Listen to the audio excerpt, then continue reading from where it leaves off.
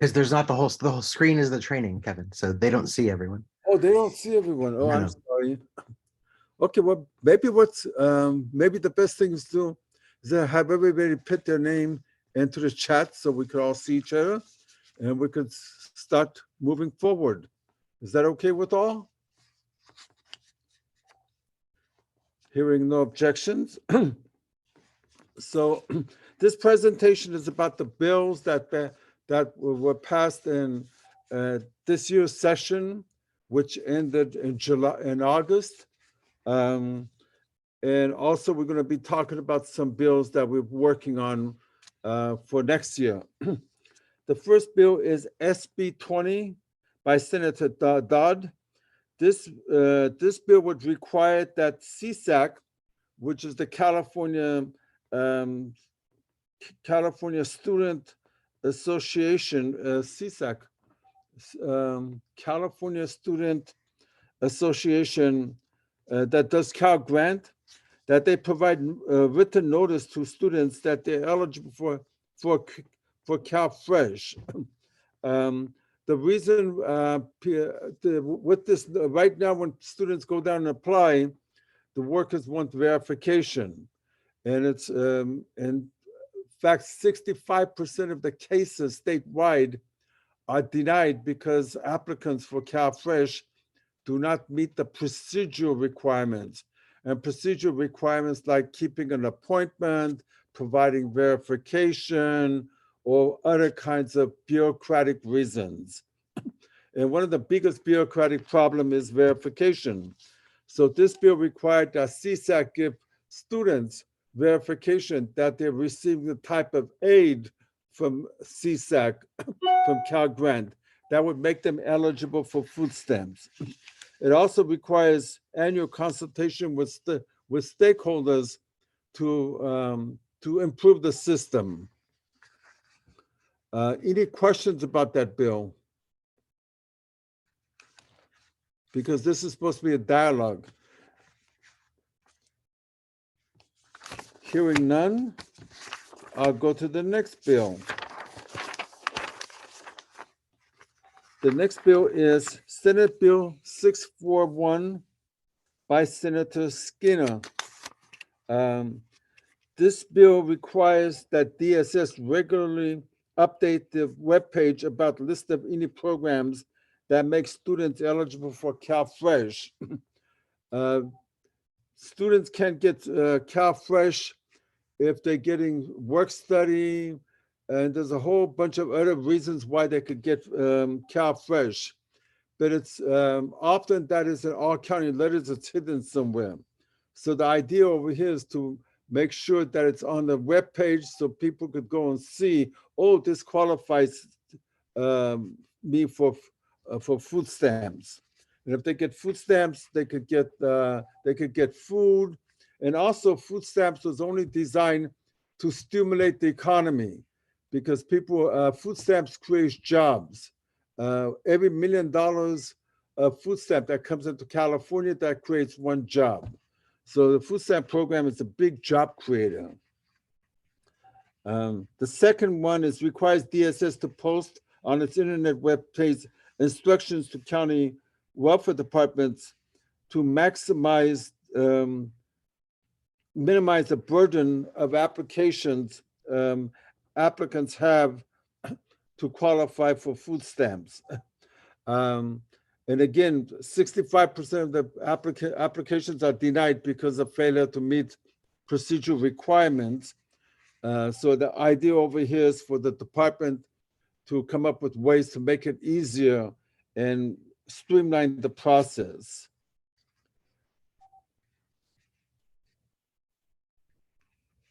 And also they're supposed to post instructions about how to process applications and recertifications, because when you get food stamps, and once a year you have to be recertified, and a lot of people drop off at that point because you get the forms, you send it in, they're supposed to call you up, nobody calls you up, then you have to reapply.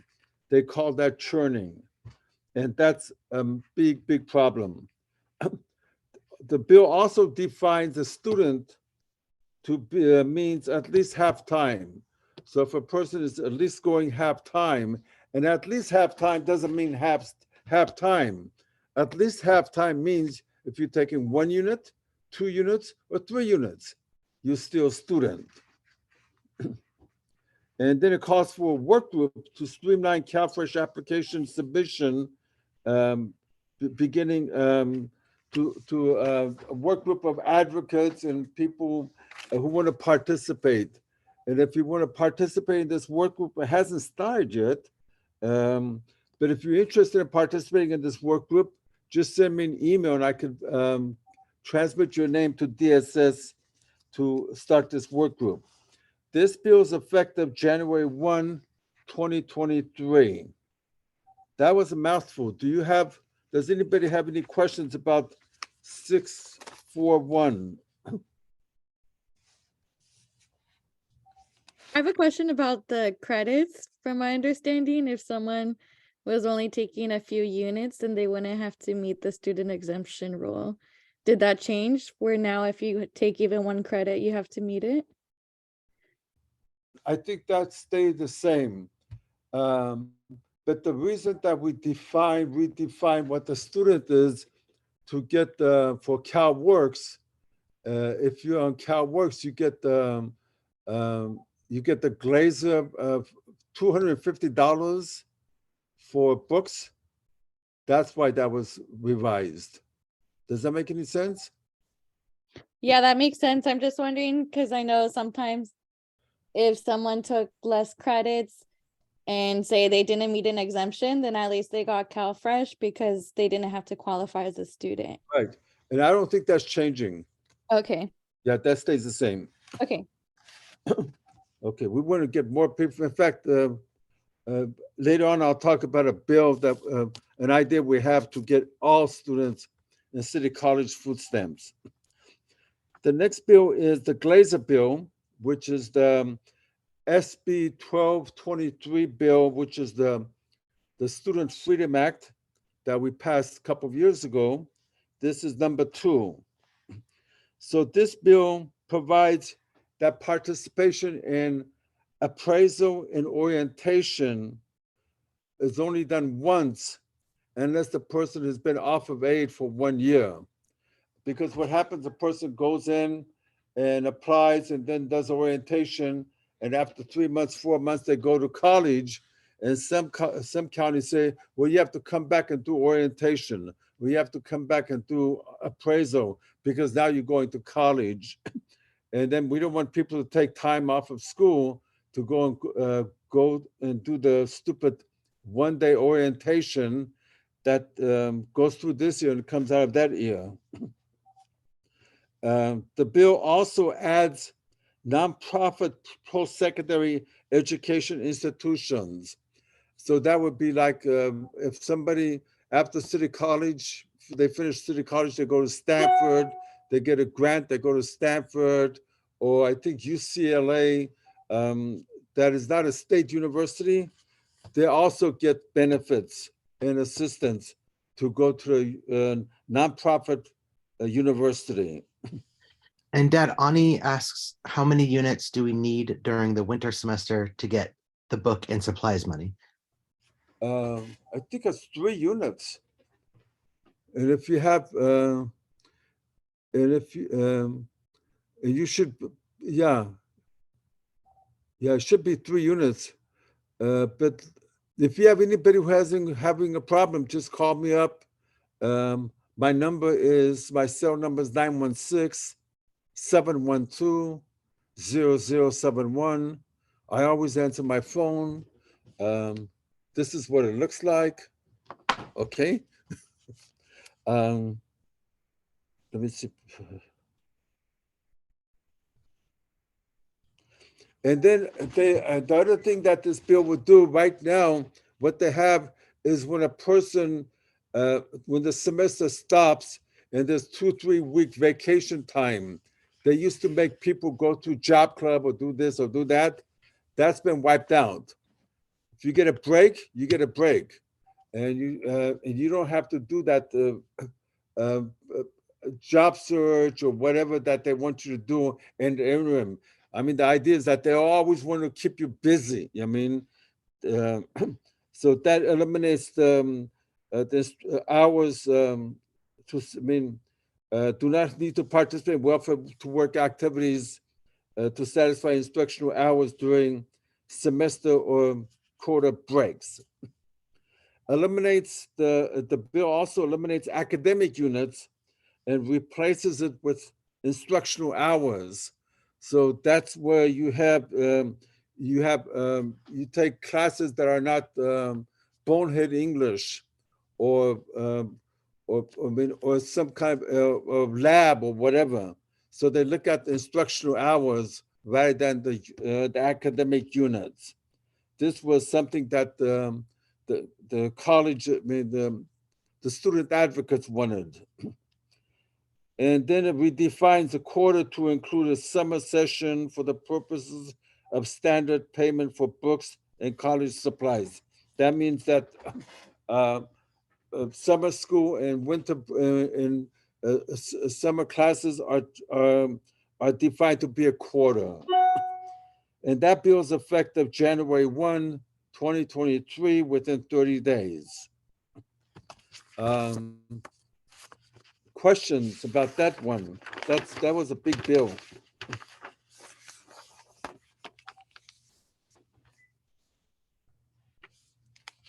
Hearing no questions. Actually, I do have a question regarding this one. Okay.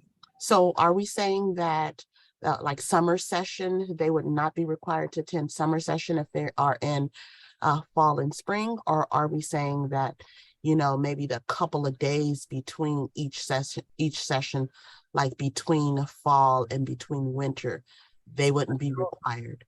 They don't have to go to summer session if they don't want to. Okay. Yeah, that's what that was the idea. I mean, if you want to go to a summer session, then you get your books. Okay, got it. Thank you. Okay, don't tell anyone, okay? I'm just kidding. Okay, the next bill is 1083 by Senator Skinner. And this eliminates the condition that CalWORKs aid be paid to pregnant persons who are 18 years of age or only when they're in CalLearn. Right now, if you are under 18 and you get CalWORKs, you have to go to CalLearn, which is a different program. So it eliminates that requirement and it leaves it up to the beneficiary if they want to go to CalLearn or not, because this is still a free country. If you don't want to go to CalLearn, the government should not tell you what to do. Requires that county refer any pregnant CalWORKs parent to a home visiting program.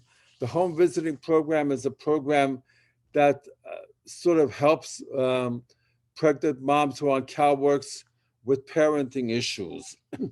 I'm not very crazy about the program, but it is there. It could help you. It's not mandatory. Nobody is forced to take it. Requires that the county to provide housing navigation caseworker to assist securing permanent housing and housing case management services that the county chooses to for the homeless assistance program.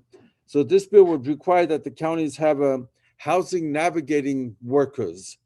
This is supposed to go into effect in July 24, so we'll see what happens. We're going to find out how this works. A family is considered homeless if they receive any kind of notice of eviction. Right now, sort of county practices, if you are living in the streets, then you're homeless. This bill says if you get an eviction notice, you're still living in the house, you can still get homeless assistance. Also, it clarifies that a roommate, you could get homeless assistance if you have a roommate, and the roommate could be a parent, a child with whom the family is living with. So this is mostly about the homeless assistance program. Does anybody have a question about homeless assistance? Okay. The next bill is AB 1803. This bill exempts person who have a criminal expungement in order to expunge their their criminal record after they've done their time or whatever. They have to pay a fee of $125 and also make sure they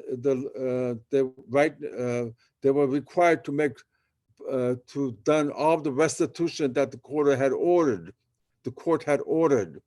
And sometimes people just don't have the money to pay the $125 court fee or make the $1,000, $5,000, or whatever restitution that that the court has ordered.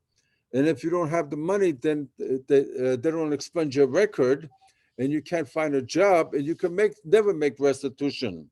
So this bill basically says that if you're CalWorks, CalFresh, Medi-Cal, SSI, or your income is below 100% of the federal poverty level, you don't have to pay the $125 fee, and you don't have to, and your record will be expunged even if you owe money. But that doesn't mean that you are no longer liable to pay that money. It just means that they're going to they will expunge your record, and then and if you get a job, then you're going to have to start paying back on that. Does anybody have any questions about that? Hearing none. The next bill is AB 2277.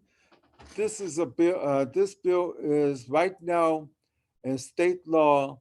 It says that if a CalWorks recipient is a victim of domestic violence, there are certain exceptions that they could provide for that.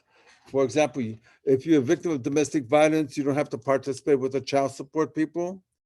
You don't have to do welfare to work activities, and you don't have to. It may be the other exception is that you don't have to provide certain verification because the abuser has the verification. You don't have it. So how are we going to get it? The current law says that if you're the victim of domestic violence and you need a waiver of these requirements, the county may give it to you. So today, the same person may get a waiver. Tomorrow, if they see a different worker, the different worker will not give them the waiver. This bill says if you meet the requirements for the waiver, the county has to give it to you. They have no choice. Any questions about that bill? Am I missing? Yeah. Ani asked in the chat, what is considered as domestic violence? Like what qualifies for this waiver? Yeah, that's it. Domestic violence is if you. Gee, sorry about that. This is the White House calling. Okay. So domestic violence is when a person has been abused by their spouse, who beats you up, rapes you, or domestic violence is also where your spouse tells you what you could do, if you could go to work. They manage your money. They won't let you manage your money. There's a whole bunch of issues for domestic violence. And in fact, the data shows that 50% of CalWorks beneficiaries have been victims of domestic violence. Is there a definition? Is there like a CDSS definition that exists that you're aware of? And I could send it to you if you want to. Just send me an email, and I will email you information about it. Or anybody else who would like to get that information, just send me the email, and I'll be glad to email it. Or you could go to google.com. You know, the people know what Google is, and type in what's the definition of domestic violence for TANF purposes. TANF, TANF, and it will give you the federal definition. Okay, so next slide. Oh. Yeah, this one is AB 2300. This one makes some interesting technical changes. Existing law prohibits a person who's 16, 17 years of age or a custodial parent who's under 21 who loses his exemption from requalifying for the exemption by attending the, this is kind of interesting. So right now, if a person is 16 or 17 years of age, that's a child who's not going to school, but is still getting CalWorks, they're required to participate in a welfare to work program. Or if the parent is under 20 and they're being sanctioned, and they call up now because they get pregnant or they have a child under 2, therefore they should be exempt. They were not being exempt under current law. This bill changes that and says that they could be exempt. Yeah.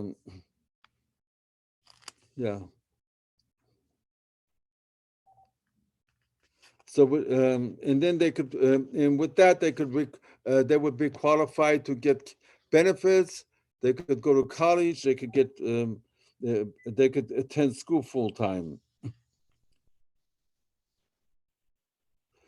And then this bill would also disallow sanctions. They would prohibit the county from sanctioning CalWorks beneficiaries who refuse a job, whose hours are excessive, violate federal or state health and safety rules, and hours offered are unpredictable. That happens now and then, but also requires to convene a work group to develop instructions for county human services, for the county welfare department, how best to let people know about these changes in the law. This bill will be effective October 1, 2025. So it's going to be a while before it becomes effective. So does anybody have any questions about this bill? It's kind of complex, yeah. So those are sort of, those are the bills that we've done. There's a couple of other bills that a number of bills that we lost. One bill that we lost and we're going to try again is that under current law, if the child becomes 18 and will complete and has to and cannot show that he or she would complete her high school requirements before he or she becomes 19, then at 18 they stop your CalWorks benefits. We had a bill called AB 2052 that would extend that to the rather than 19 to 20 because of the pandemic. And we're going to do that bill again, and this year we'll see. So the bills that we are working right now on are exempting all school grants, scholarships, and loans as income for CalWorks. So right now, under state federal law, if the school grant, scholarship, or a loan is means tested, that means that they look at your income or your expenses, and those are exempt. But if you get a scholarship just because you have good grades, and that's not means tested, then they count that as income. So what this bill would do would exempt all of these loans, means tested or non-means tested, for CalWorks. And if it's exempt for CalWorks, it's automatically also exempt for food stamps. So that's the first bill that we're working on. Any questions on that bill? Does anybody Yes, like the bill? I have a question. So will this include nonprofit scholarships also? Oh yeah, any scholarship, all scholarships. So so as of now, if students receive scholarships, it is counting towards their income, correct? If it's if it's not means tested. If it's not means tested, it counts. If it's means tested means that they look at whether or not you are on welfare, or if it's basically only for students who have income below 130% of the federal poverty level, then it's exempt. But if it's not, it's based on your scholastic performance, then they count it as income.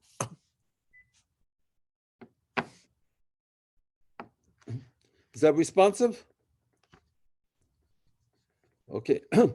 The next bill that we're thinking about is, right now people get sanctioned from welfare to work for not participating in the welfare to work program.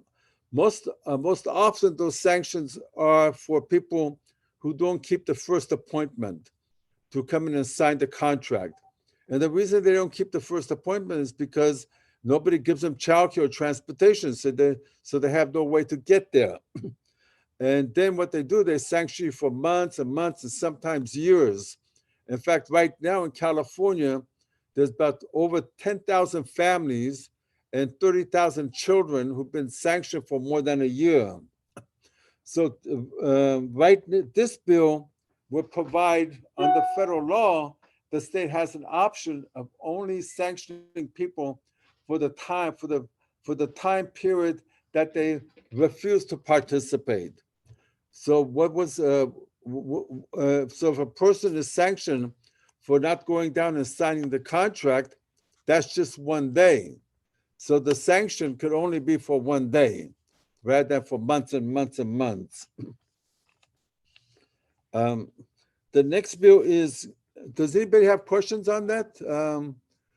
And if you do have people who get a notice saying that they're going to be sanctioned, you should always have them ask for a hearing right away. In fact, anybody who gets a notice, the first thing you should do is ask for a hearing. And second thing you should do is say, what is this all about? Because once you ask for a hearing, before that action takes effect, then next month they get their benefits. So if you get a notice in November saying, as of December 1, they're going to stop your benefits because you didn't get your income report in, I do two things. One, I ask for a hearing, and secondly, I turn in my SAR 7 again because they lost it the first time. And the reason I ask for a hearing is because they may lose it the second time. But if I ask for a hearing, then automatically they have to pay you for December. And that was yeah. Does everybody understand that? The next bill is giving aid paid pending for rehearings. Right now, if you ask for a hearing, you get a timely hearing, then you get aid paid pending. But if you lose the hearing and then you ask for a rehearing and they grant the rehearing, they don't give you aid paid pending. This bill will say that they will give you aid paid pending.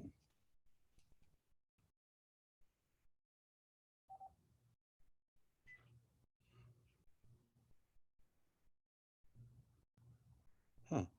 Maximum from 20 hours a week. So number 4, I'm not sure what I wrote, but anyhow, this bill right now for city colleges, for community colleges, everybody gets a promise grant. In state universities, a lot of low-income students get Cal Grant. Cal Grant has some federal TANF dollars. Because Cal Grant has federal TANF dollars, everybody who gets that Cal Grant with TANF dollars is automatically eligible for food stamps. So what we're trying to do with this bill is basically provide that the promise grant will also have some TANF money. And then all of the students who get the TANF, who get the promise grant with the TANF money will automatically be eligible for food stamps. So that's going to be a major, major change if we could get to do it. The next bill is, does anybody have questions on that bill? The next bill is to provide counties stop counties from using block numbers when they call for interviews. Right now, counties use a block number and they call up and nobody answers the phone. In fact, we're also going to, some counties like LA County don't accept emails. So if I get a job and I want to report my new job to the county, I send them an email, they just dump it. So they don't want to know what's happening. So the bill will also say that they have to accept an email. Anybody have questions on that? Right now, there's a CAPI program. The CAPI program is the California Assistance Program for Immigrants. This is for age, blind, and disabled immigrants who are not citizens. They could get the CAPI program, but the Benefits Cal, which is the online portal for people to apply, do not allow people to apply for CAPI online. This bill will say that they should not discriminate against immigrants and allow immigrants to apply for CAPI. The next bill would be SSI suspended person kids.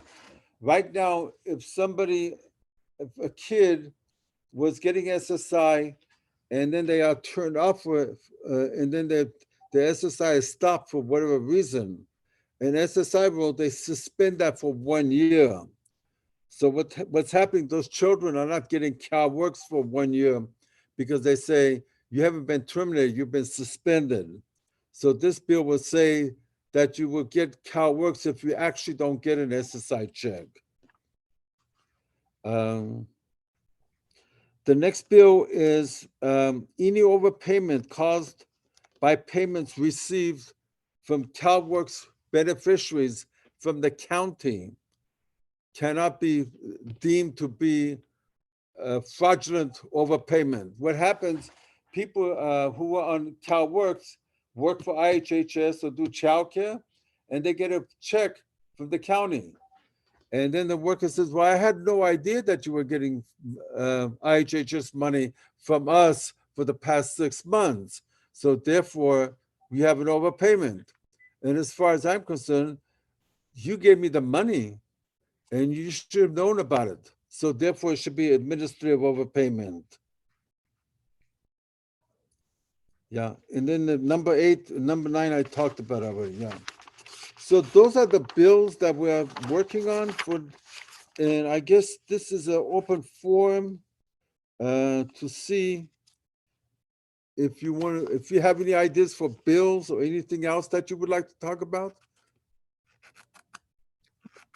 Hi, Kevin. I actually have a specific question. I contacted you yesterday. So we currently have a partnership with a nonprofit organization, and we provided funds to the nonprofit organization, and they're releasing the funds to the students in the form of a scholarship for the rental assistance.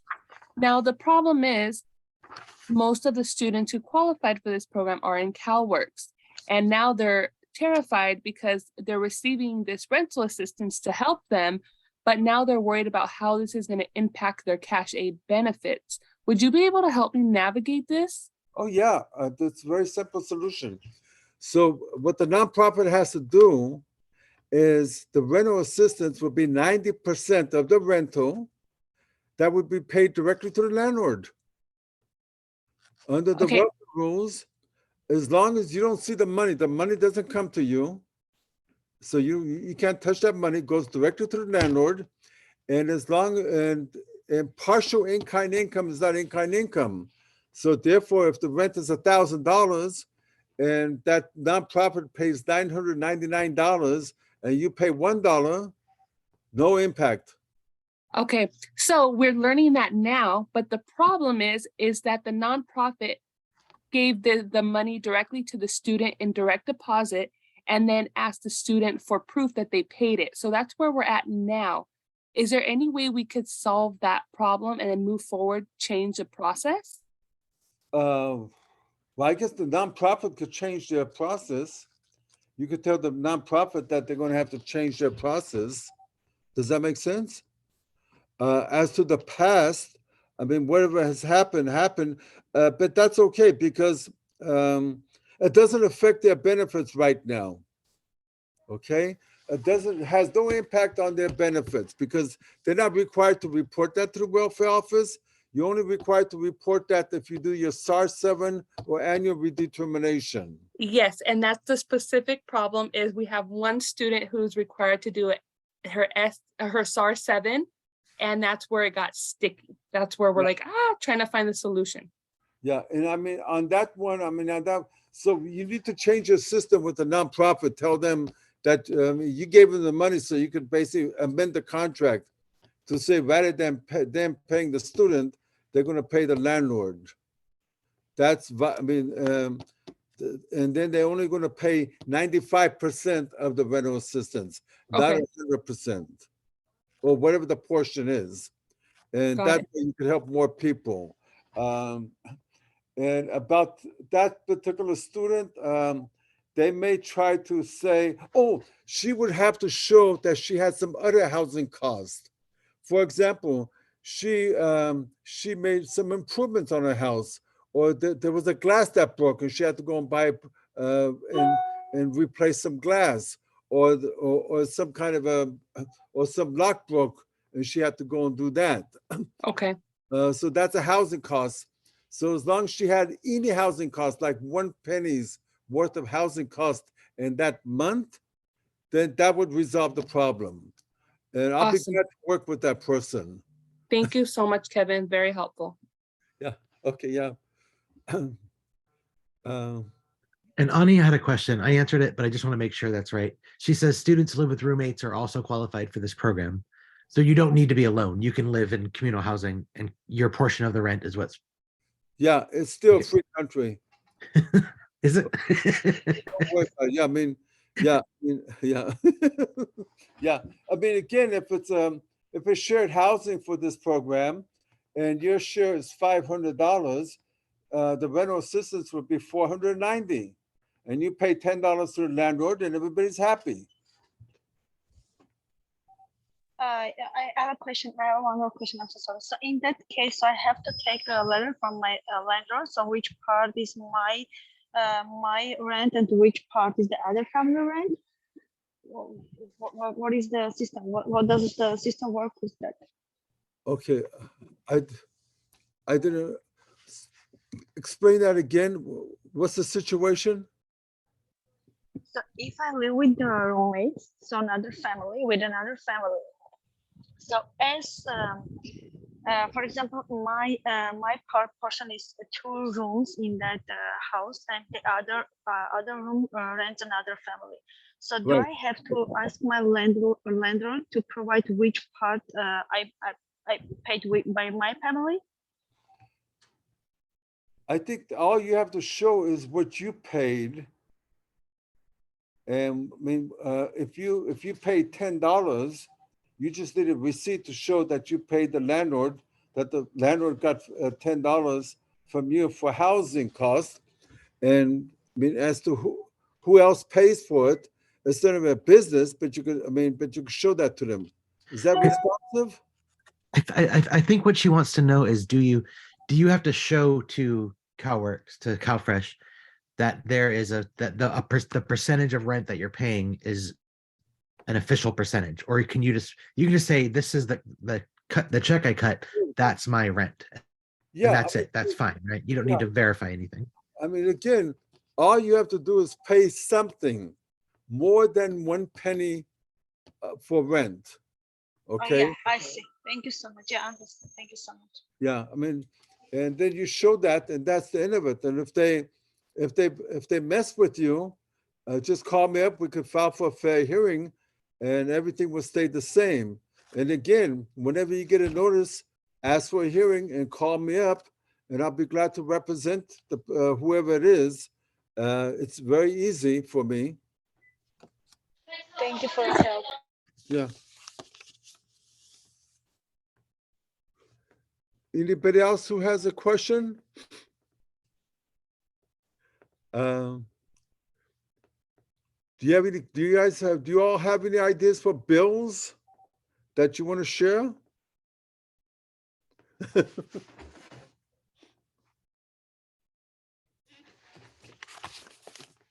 No?